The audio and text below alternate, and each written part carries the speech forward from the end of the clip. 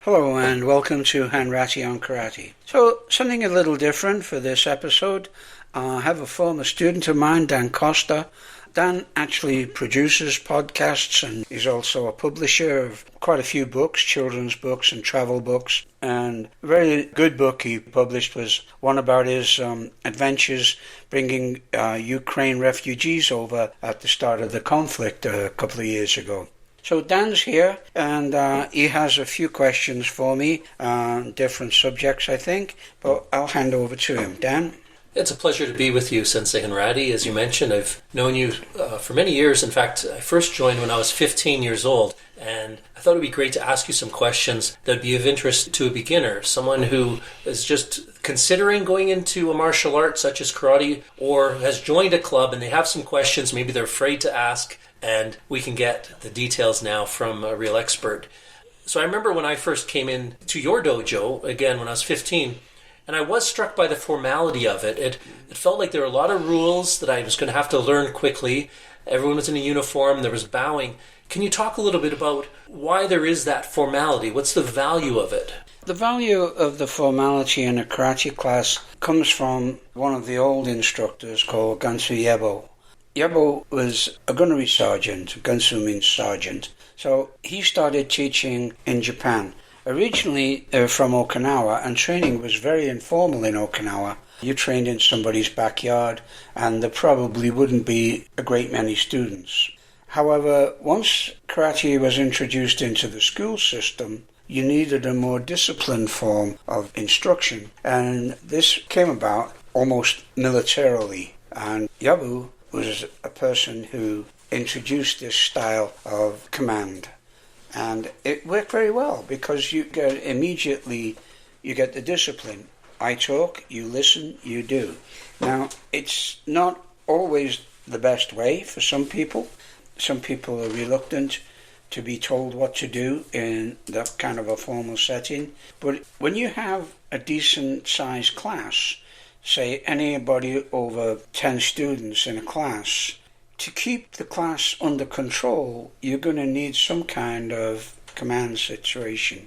Mm-hmm. Also, to get your message across, you're going to have some kind of discipline and recognition as somebody who's fit to give that message. Right.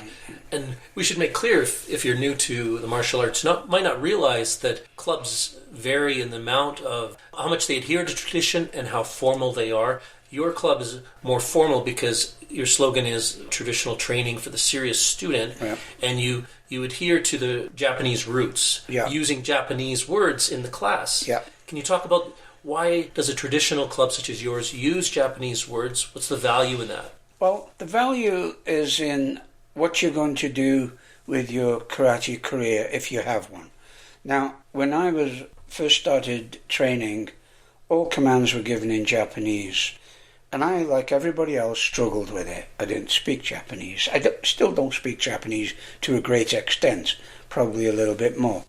So the commands were given in Japanese, the technique names were given in Japanese. Now this is old Japanese, this is not contemporary Japanese. So even a lot of Japanese people themselves are going to be a little confused. They probably recognize the words, but what they mean is different. So it's like Old English, if you like. But the advantage of knowing the commands in Japanese are multiple. If you go, and I've trained in Europe, for example, in Germany, I've trained in France, I've trained in Italy, just about every European country. If all of the instructors are giving the instruction in their language, unless you're a polylinguist, you're not going to know what they're doing. Right. So if we all use Japanese, it's just like every aircraft controller in the world uses English. All the airplanes know when to land and when to take off. Right. So it's a very simple thing. Now, I noticed that down in the US, and I've taught extensively down in the US, they don't use Japanese. I don't know why that is.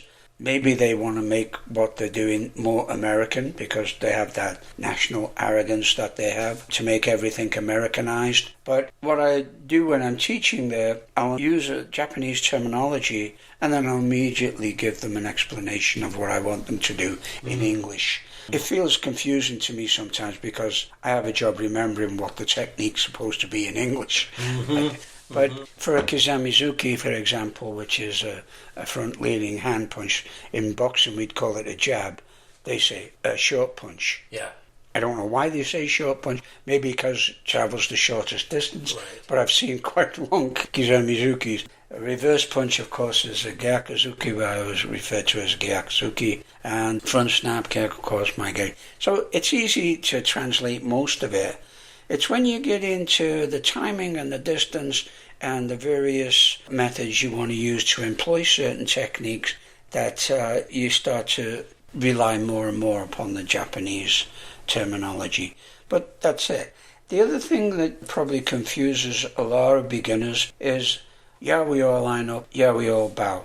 These are just aspects of respect. And it's an Eastern show of respect, it's a Japanese show of respect, because basically what you're learning is a traditional Japanese art. Now, I say traditional Japanese art, I know it's only been in Japan since the 20th century, but the Japanese, who are great imitators, took the Okinawan art, of Teido, and they made it into a Japanese art. And when you do that, you kind of stamp your influence on it, all right? And one of the big stamps of their influence was the Budo, the way of the warrior, which is the fierceness, but the respect and the culture behind that, which is quite strong. And the culture behind that is respect. It's filial respect to superiors, right? And consideration for the juniors. So you have a kohai senpai, which just means junior-senior relationship. So the kohai senpai relationship is very strong. The sensei in front of class, the head instructor, if you like, lecture, whatever it is. I mean, there's different ways of teaching, you know. I mean, hundreds of ways of teaching. I put in my handbook, I must have about 20 different ways of getting a message across. I can just shout at you, do this, or I can tell you why you do it, or I can demonstrate it.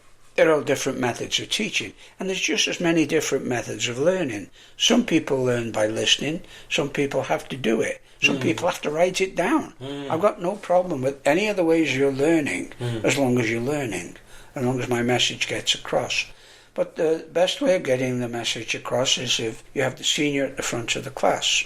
Now, I can convey the message by telling you what to do, showing you how to do it, and then have you all do it and we correct. So, you know, this is trial and error. Now, what the kohai-senpai relationship does is the senior guy, the kohai, he is responsible for keeping the discipline in the class.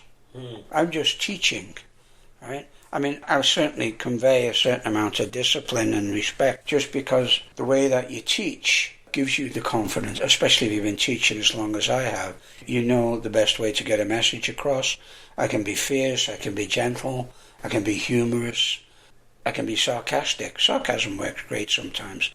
What you don't want to do is ridicule people, make them feel bad about a mistake they make. Everyone makes mistakes. I make them more and more as I get older, but my students are very nice. They'll only pull me up on it quietly, nowadays anyway. It's all contained in like a little bubble. You go into the dojo and you're going into another world. And that world has its rules. And if you want to come in to that world, then you're expected to conform to those rules. One of the first things that happens when you come into the dojo, which is quite mystifying to some people, is you're going to take your shoes off straight away. You don't walk into my dojo or any part of my dojo with shoes on. I take my shoes off at the door, I put them on the rack, that's it. And that's done all the time in just about every dojo I know. Some people wear shoes for training now. I've never allowed that and I won't. I remember the first class and the first few weeks of classes, how scary and intimidating it was. I mean, here was the sensei, which was you, and you were very strict. You had a loud voice. You were, telling people what to do. But also there were all these black belts, tough-looking men and women, really intimidating.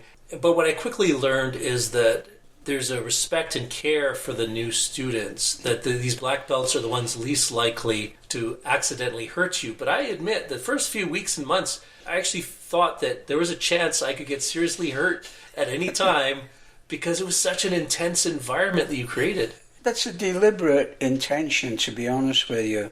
But once you're in there, and what I do now, I don't know if I did it to you, but I do now, I'll tell everybody at the lineup of the class, beginning or the end of the class. If you come in late, then it's going to be the end.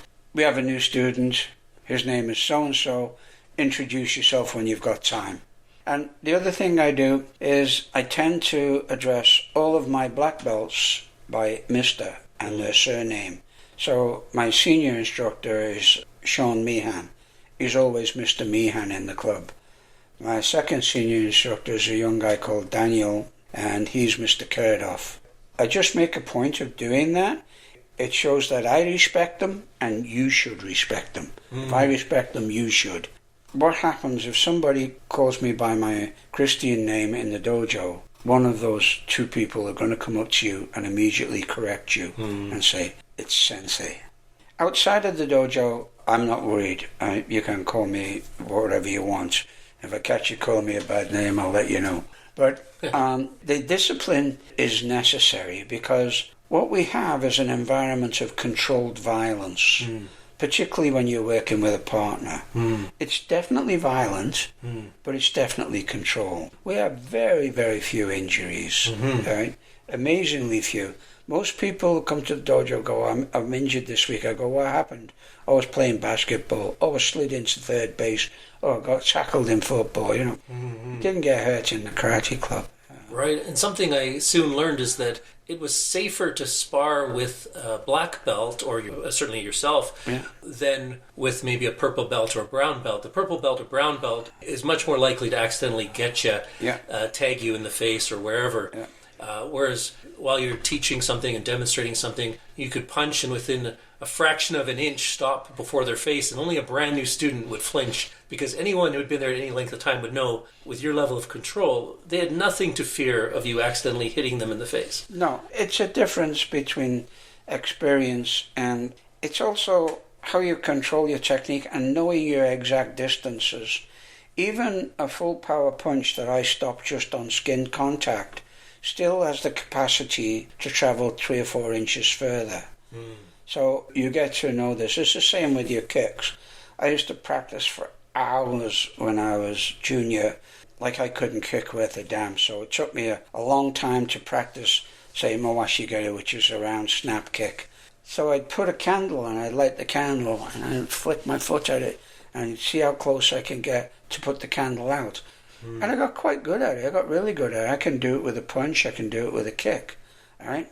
But it's constant practice. Now, what frustrates me these days when I'm teaching is I know as soon as I've finished a class and everybody's worked their guts out and they're all going out streaming with sweat and oh, that was great class, Sensei. I go, yep. How much are you going to do at home? None. I know they're going to do none. And they come back in. And what you don't realize is learning is a progressive thing and it's constant. So you learn something in class. Now, if you don't practice it till the next time you come to class, you're going to have to relearn it. So you don't really go ahead, right? You think you know it, but you haven't practiced it to make it right. And so you should practice it. You should take it home and practice it, just like you do homework from school, right? If you do something often enough, then you're going to get good at it, right? I know kids practice with the Joy controllers on Xbox, and they're really good. I can't do it. I haven't got the thumbs for it. They're amazing at it. And texting, I've seen kids text without even looking. You practice that, why can't you practice a karate? But that's just me, right? It's just the way I think, because I did practice. I practiced all the time. Right? And I know a very good friend of mine, Ray Dalkey, extremely good karateka. He used to stand in kibadachi for hours just to build up his leg muscles.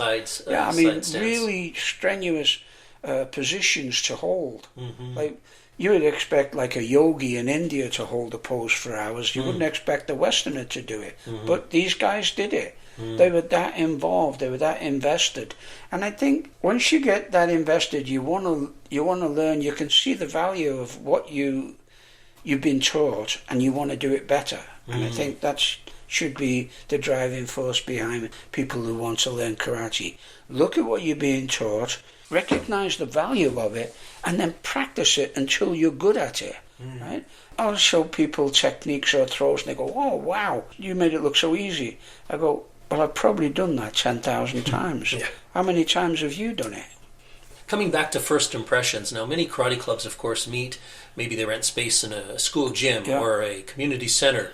You've been fortunate most of the past 50 years to have your own dojo with its own designated space. Yeah.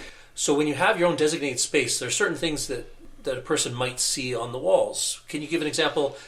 What would someone see when they come into your dojo?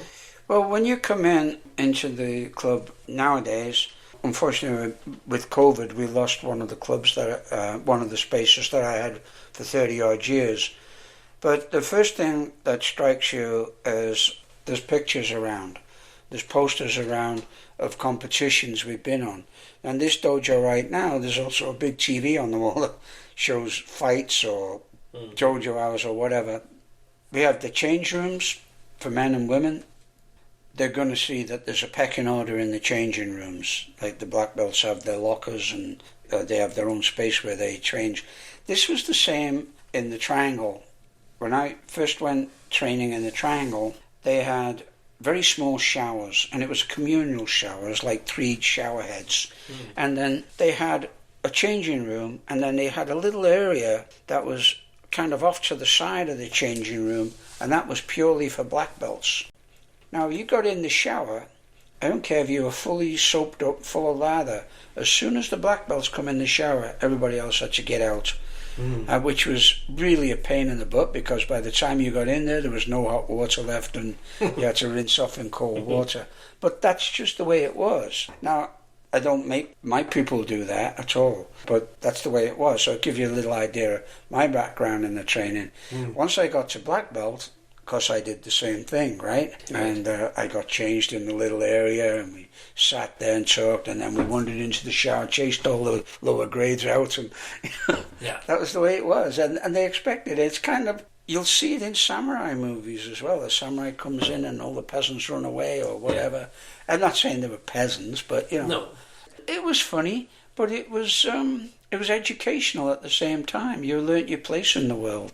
The TV and the tournament posters you described in the change rooms are not the actual training area. So in the actual training area, what do they see at the center? The dojo, when I go in, I like to put up pictures of my senseis or the founder. So you'll see a picture of Funakoshi, you'll see a picture of Nakayama and my sensei Anoida. Unfortunately, they all passed. Now, I want to put up other pictures of senseis who've passed, and I hope one day my picture goes up. I think the kids call it the dead wall, but that's probably what it's going to be in future, the dead wall. Now, we're redecorating this year. I believe they're going to put a kind of a torii gate underneath those pictures, which will look kind of nice, I think. And then we have the dojo-kun, written in Japanese. The dojo-kun in my dojo, I've had that for over 40 years. It was hand-painted. And every Japanese instructor that's ever come to that dojo has tried to wangle it off me, and I've resisted so far in giving them it. I won't give them it. It's hand-painted calligraphy on silk. It's beautiful. I explain to the beginners when they ask me what it is, right? It's dojo-kun. At the end of our class, we recite the dojo-kun in Japanese, which a lot of dojos don't do. Right, and in simple terms, these are the precepts that we try to act according to in the dojo and in life, right? Yeah, these are Funakoshi's 5 precepts. Now, Funakoshi had 20 precepts, and the Bushido code has many more. But they're roughly based on the code of Bushido, or, for followers of Budo. The basic 5 principles, character, respect, endeavor, that kind of thing. We recite them in Japanese, and that's a thing that I hope will carry on when I'm gone. Also on the wall, you're going to see some very old pictures that I've had for over 40, 45 years of stances and techniques, and they're being redone this year as well. You're going to see the grading requirements for each of the different grades there on the wall, and a list of kata. There's also a genealogy chart going way back, and you go all the way through and you can follow it right down, and my name's there. And that's where it's ended right now. But hopefully when I'm gone, somebody will put their name after that. Someone who is thinking about trying karate or any martial art, a fear they might have is, I'm not flexible, I'm out of shape, everyone is going to be looking at me and judging me, I'm going to be clumsy. So what would you say to them if that's keeping them away from trying it? It's like going to the gym. If I don't want to go to the gym because I'm fat, guess what? Going to the gym will get you slimmer. And karate is probably the best form of exercise you are ever going to do in your life. It gets every muscle, it gets every system, and it just clears your head. I often say to people, when you come in here, I want your full attention. So whatever you're thinking about, forget it, right? If you've got a thought in your head while you're doing karate, you're going to get punched in the mouth, because you can't be thinking about something else and concentrating on what the other guy's doing. So it's like taking your mind to the dry cleaners, which is extremely refreshing. Now, this was something I figured out years ago before I even took karate up. I'd be in a vehicle or something and I'd try to diagnose a fault in a vehicle. And any tradesman or craftsman will tell you this. You're trying to figure out how to do something. You stop, you go away, you have a cup of coffee, you look out the window or whatever, and then you come back and immediately you'll find the fault. Because subconsciously you've done it, right? So what happens, and so many people have told me this, they've got problems when they come in, like an exam or something that's coming up, or they've got worries about a project at work, and they come to karate and they train like hell, and immediately afterward they go, oh God, I know what I'm going to do now. So it's a really good way of refreshing your mind. It doesn't stop your subconscious working on the problem, but it's not there in the front and blocking every other thing out, including how to fix that problem. If you're thinking about a problem, you're probably blocking out how to fix it. But on that topic of the fear of feeling foolish or looking foolish or feeling clumsy, when you're a new student, especially in your club, yourself or whoever is teaching the class might be really focusing on correcting every little thing. The student might feel picked on. Can you explain why they're not really being picked on if the instructor is continually saying, do this, reminding them the same thing over and over again? And this is a mistake that a lot of instructors make. When you get a new student, they'll pick on every little thing. And really, what you need to do is focus on one detail that's going to make that technique better. Just one. Go from the big ones and then get down to the small ones later on, right? So very often I'll watch somebody, say, doing kata or doing a technique, even a second or third dan, and I'll go, fix your wrist. That's a small detail that, I could have picked it up when he was a white belt, right? I probably did at some point, but it doesn't make a big difference to his technique until I get to where I'm looking for the small details that's going to make a big difference. It's also useless trying to explain physiology and body mechanics to a white belt because they haven't got a clue what they're going to do. What you should do is try to explain to them what karate is and where you want them to go with it. Now, to do that, what you sometimes need to do is ask them why they joined. And depending on the answer they give you, is which way you're going to teach them. I've heard you say in class that if I'm correcting you, I'm not picking on you. It's when I start to ignore you that you should worry, because it means I've kind of given up, that I see you're not even trying. Now, I don't give up on many people, I'll admit, but mostly I'll give up on people more for attitude than for failure of learning a technique. It's attitude. And the biggest attitude you get these days, unfortunately, it's come across in the last generation or two, is lethargic attitude. It's apathy and laziness. They've never been told what to do.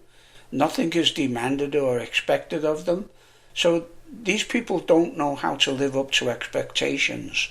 And that's a terrible thing if you're bringing up a child and you don't let them know your expectations. How are they going to ever live up to it? right? So you're doing your child a great disservice if you don't tell them what you expect of them. And people don't do that. Oh, I don't want to hurt his feelings. Don't bring him to me if he doesn't want his feelings hurt. They're going to be hurt at some point. Well, I feel like we've just barely scratched the surface of the questions that a beginner would have. Yeah. So I hope you'll invite me in the future to ask anytime. You some more questions on this topic. Yeah, come back again, because it makes me think, and I love thinking. It lets me know I'm still alive. Well, thanks for listening to Hanratty on Karate. If you have any questions or comments, anything at all, just let me know.